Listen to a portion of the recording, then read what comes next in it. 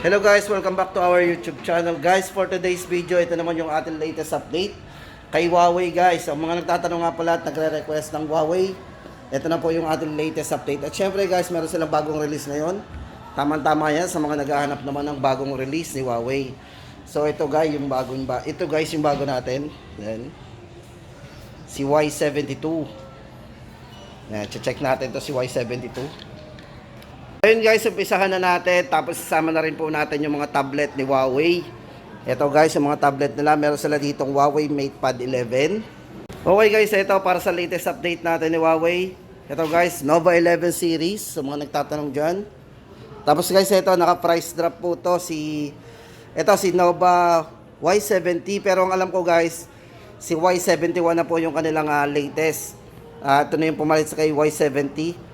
Pero yung price po ni Y71 at yung design guys, ay mapansin nyo, same lang po yan. Magka-same lang po na design. Ito guys, para sa ating Y71. Para po sa price nito. Guys, ito dating ano yan Ito, check natin. Dating 9,999. Ngayon po ay 7,999 na lang yan. Nakaless po ng 2,000. Tapos guys, ito for Y61. Wala lang po tayo may pakita sa inyong dummy or demo phone.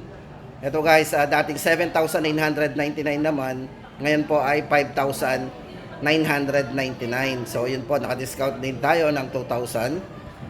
Tapos guys, ito para dito sa kanilang bago. Ito guys, sa mga naghahanap ng bagong model phone ni Huawei. Ito po kasi Huawei Nova Y72. Bale ito guys ay naka 256 internal storage na din. Ito po, check po natin yung kanyang mga details or yung parameters.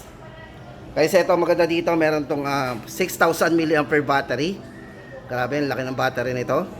Then, meron siyang X button, quick up access. So, may mga shortcut po tayo dyan.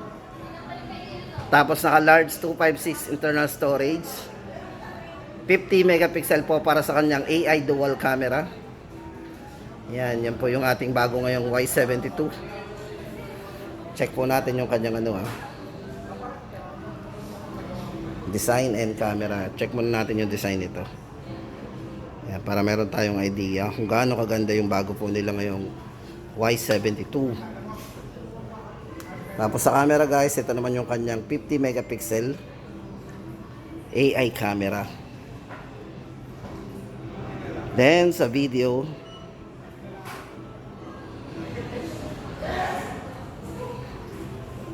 so yun guys, sa mga naghahanap nga pala ng latest model po nito ni Huawei, ito na po yung kanilang bagong Y72. Linaw. Bali ang price po nito guys is 9,999. Nova Y72. Tapos guys, ito punta na tayo dito kay Huawei Nova 11 series. Ito guys, sa harap natin, ito si Nova 11. Yan. Bali ito guys, 256 gig internal storage din. Bali ang size po ng screen to is Bali po size ng screen to guys is naka 6.7 inch OLED flat edge display po yan. Tapos naka 120 Hz na po yung refresh rate ng screen. So napaka smooth. Then, naka 66 watts Huawei Supercharge. Super bilis na rin itong mag-charge. Tapos maganda dito guys kay Huawei Nova 11. Kung design po ang titingnan natin, ito po yung napakanipis po nilang model. Ayan, sobrang nipis. Tapos magaan. Kasi ang size po, yung nipis po nito, ito po yung naka 6.88 mm. Ultra thin design. Then sa camera guys, meron siyang 60 megapixel para sa kanyang ultra wide. So mga nagdahanap dyan ng mga ultra wide o tinatawag na 0.5, 0.6. Check po natin yung kanyang camera na 60. So ito guys yung 60 megapixel nya, wide angle. Then sa front kaya, check natin yung kanyang front. So may mga beauty mode. Naka wide din. So yun guys, para sa price natin dito, 19,999. Then guys, ito next natin. Kung gusto naman natin ng 11 series na mas affordable, ito guys, 256 internal storage. Bali ito guys, 11,999. Ito guys, para sa kanyang charging, ito yung naka 40 watts superbook charge with 5,000 mAh battery.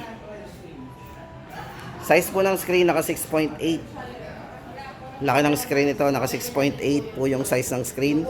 Then yung kanyang screen to body ratio po, napakalaki. Kasi mapapansin nyo, yung bezel po nito sobrang nipis na. Bali yung screen to body ratio po nito is naka 94.9%. Halos full view po natin may experience yung ating yung screen. At yun guys, para sa update natin sa price nito, 11,999. 256.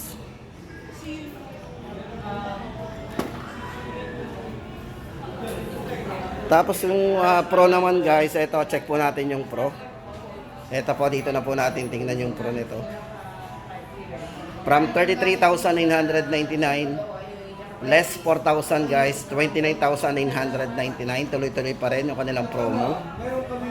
Ayan, then guys, ito may previous po tayong ma-avail dyan, yung mga watch. So check na lang po natin sa mga store na available pa po yung mga ganong previous.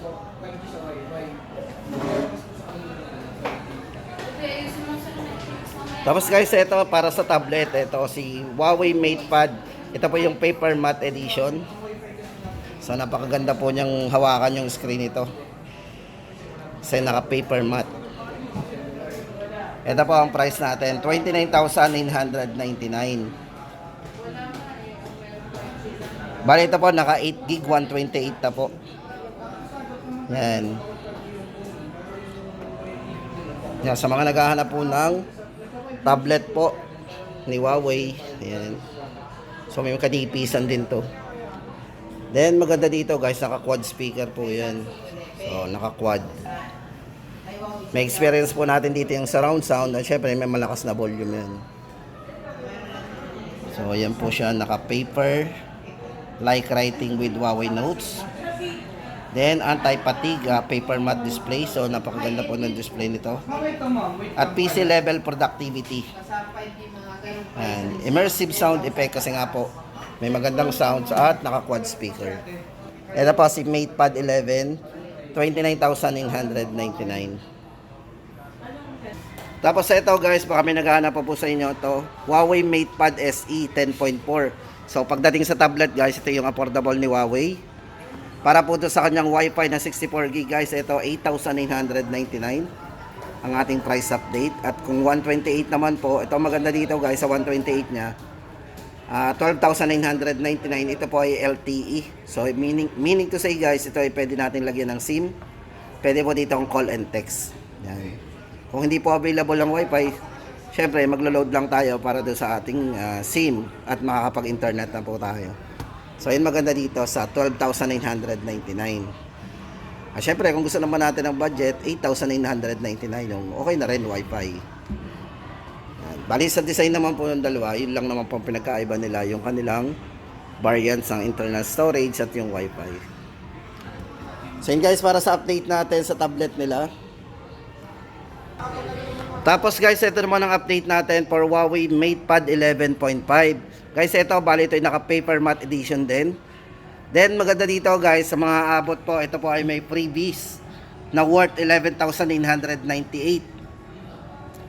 11,998 po ang total worth of freebies natin, kasi po ito ay naka detachable magnetic keyboard worth 6,999. Ito po yung keyboard na mapi-freebies natin, detachable. Tapos meron din siyang PC level na ito, WPS worth 4,999. O diba? So total niyan ng previous natin is 11,998. So para po sa price update natin dito, 24,999. So ito yung mapi-previous natin. Guys, naman ang update natin for MatePad 11. Guys, ito may dalawang variants tayo dito. Bale yung 17,999 po nito, ito po yung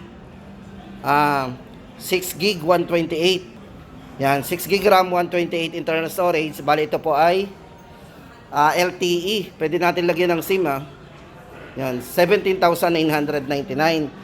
Tapos yung Wi-Fi po nito, 8 GB RAM, 128. Yan po ay 19,999. So, yun guys ang difference natin pala dito sa RAM. Mas mataas ang RAM ng Wi-Fi. O, syempre, kung kaya naman natin, pwede na tayo sa LTE. O, di ba? Mas makakamura tayo, pero kung gusto naman natin ng mataas na RAM, doon tayo sa Wi-Fi version na 19,999. MatePad 11. So guys, ito 11 inches ang size ng screen yan. Kaya MatePad 11. Ayun guys, sa ngayon ito pa lang yung ma-update natin sa inyo. Kung gusto natin bumisita guys, punta tayo dito kay Pressnet Huawei Store. Check po natin yung Huawei corner at para makita natin yung iba pang mga models po nila at yung kanilang mga promo. Yan. Yan, ito po yung ating kanina, MatePad 11.5, 17,999. LTE 6 GB 128, tapos yung kanyang Wi-Fi 8 GB 128, 19,999.